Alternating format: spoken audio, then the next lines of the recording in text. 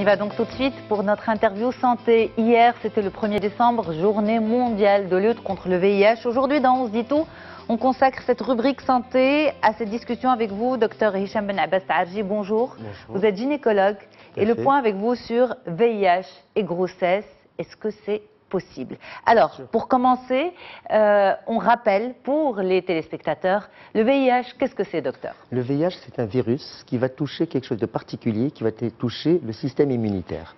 Normalement, quand on a une infection, on a des soldats qui vont nous défendre et on a des généraux, ce qu'on appelle les lymphocytes T4 helper, les CD4, qui vont coordonner la réponse immunitaire.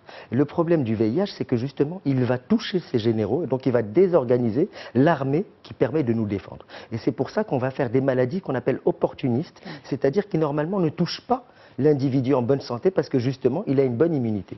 Donc en touchant donc, le VIH, donc on devient séropositif quand on est contaminé par ce virus. Il y a deux, il y a le HIV-1. Virus de l'immunodéficience humaine. Il y a deux types, le VIH1 et le VIH2. Et donc, quand on est contaminé, on devient séropositif. D'accord. On ne devient pas forcément tout de suite SIDA. Le SIDA, c'est un syndrome. Le SIDA, c'est le stade ultime où on commence à faire des maladies opportunistes. C'est le syndrome d'immunodéficience acquise. C'est-à-dire qu'on a acquis, à cause de ce virus, on a acquis une immunodéficience, on est immunodéprimé. Dans le langage commun, on mélange VIH et SIDA. Oui, mais pour nous, c'est la même chose. Mais justement, le sida, c'est le stade ultime où vous n'avez plus de défense.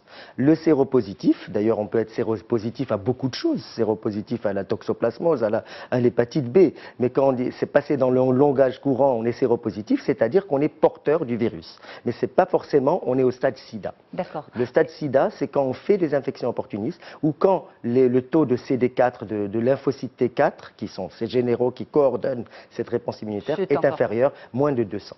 Alors, la différence, on en profite avant de passer au cœur de notre sujet avec vous, docteur, la différence entre séropositif, séronégatif.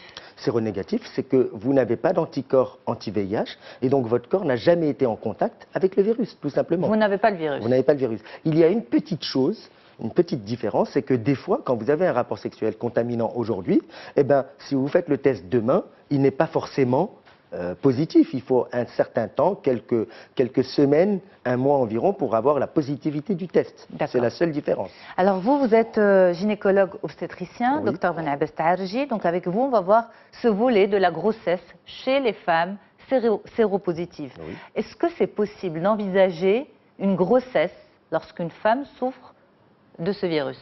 Alors, avant, le sida voulait dire mort. Il n'y avait pas de traitement. En fait, en réponse très courte à votre question, il n'y a pas de différence entre grossesse et VIH et grossesse normale. Il ne faut pas qu'il y ait de différence.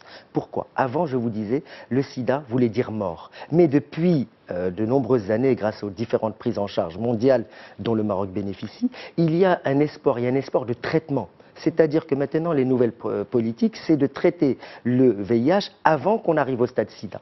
Et donc la grossesse VIH, elle devrait être comme la grossesse normale. C'est-à-dire on va lui donner des traitements pour éviter qu'elle fasse une immunodépression. C'est-à-dire qu'elle baisse son immunité et qu'elle fasse des infections opportunistes, c'est-à-dire des infections qui normalement ne viennent que chez les gens qui n'ont pas d'immunité. Et puis aussi qu'elle évite qu'elle ne transmette le virus au fœtus. Tout à fait. Avant, on s'apercevait que justement, quand vous êtes... Comment on mesure le traitement? En fait, on voit ce qu'on appelle la charge virale, c'est-à-dire la puissance du virus. On calcule tout simplement le nombre de copies par millilitre que le virus est en train de se multiplier. Donc le but des traitements, c'est de diminuer cette charge virale, vraiment la rendre indétectable. Donc une femme qui a une charge virale importante risque de transmettre le virus à son bébé, et donc il peut naître déjà, il est dans le ventre de sa mère et il peut être contaminé par le VIH, donc ça fait un séropositif. On va voir différents cas de figure, si vous permettez, docteur. Alors là, éventuellement, on a évoqué celui de la maman séropositive. Comment éviter qu'elle ne transmette le virus à son enfant? On va peut-être l'analyser un peu plus, ça serait important pour le suivi, parce que vous dites cette grossesse n'est pas supposée être différente d'une grossesse sans VIH, mais elle l'est, qu'on le veuille ou non, moralement, psychologiquement, le poids de la maladie pour la maman, l'angoisse, même quand on est une mère saine, on angoisse pour son enfant. Donc, quand on sait qu'on est porteuse d'un virus, ça doit être encore plus pénible. Sauf que la prise de médicaments au cours de la grossesse, des médicaments qui sont bien tolérés, qui ne sont pas néfastes pour le bébé, permet de diminuer ce risque de transmission jusqu'à moins de 1%. Et en plus, si jamais, juste avant l'accouchement, la charge virale est importante, est élevée, n'est pas indétectable, eh bien la césarienne est aussi un moyen de diminuer encore ce risque de transmission du virus vers le bébé. Donc, si vous voulez, tout est mis en œuvre pour vraiment diminuer ce risque que le bébé ne soit infecté. Donc aujourd'hui, on va dire la question de la grossesse, lorsque la maman est séropositive, est envisageable. On arrive à la manager. Il y a environ d'après, j'ai demandé aux experts des maladies infectieuses, il y a environ 100 à 200 cas de grossesse et VIH par an au Maroc. D'accord. D'accord, donc ça existe et on ne le sait pas.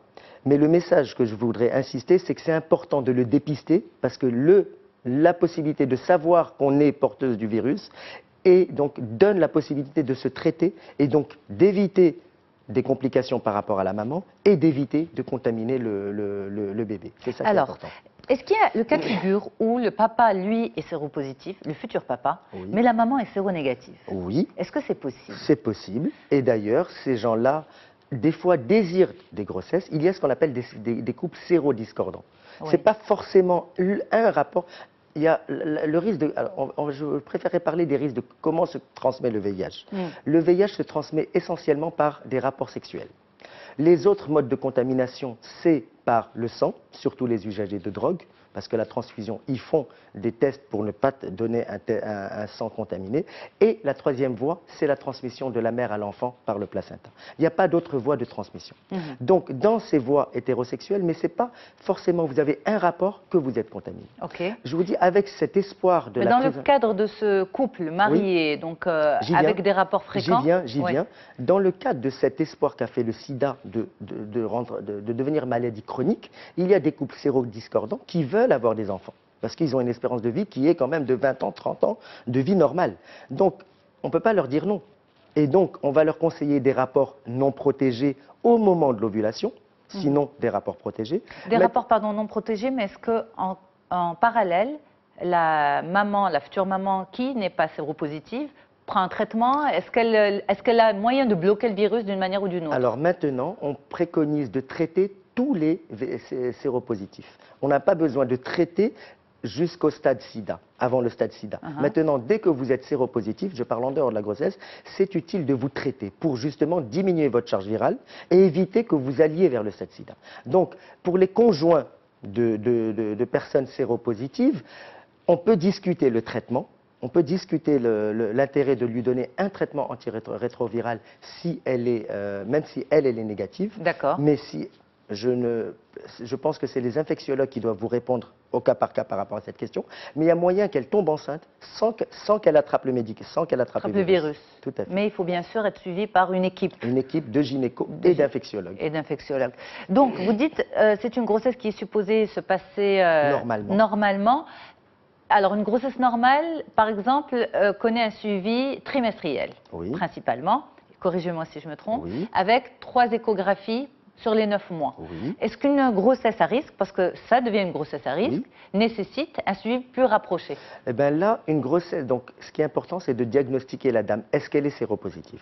Si elle est séropositive, on va lui donner un traitement antirétroviral qui va lui diminuer cette charge virale. Après, on peut l'avoir tous les mois, mais on n'a pas besoin de faire des analyses tous les mois pour voir cette charge virale, est-ce qu'elle est indétectable. Donc ça devient un suivi normal. Pour l'échographie morphologique, le développement morphologique du bébé? Si le virus et si la charge virale est indétectable, je vous dis, il n'y a pas de raison que cette grossesse soit anormale, soit différente des autres. Parce que la physiopathologie du VIH, je vous dis, il touche les généraux qui coordonne l'immunité, et donc c'est en ça qu'il entraîne des infections opportunistes.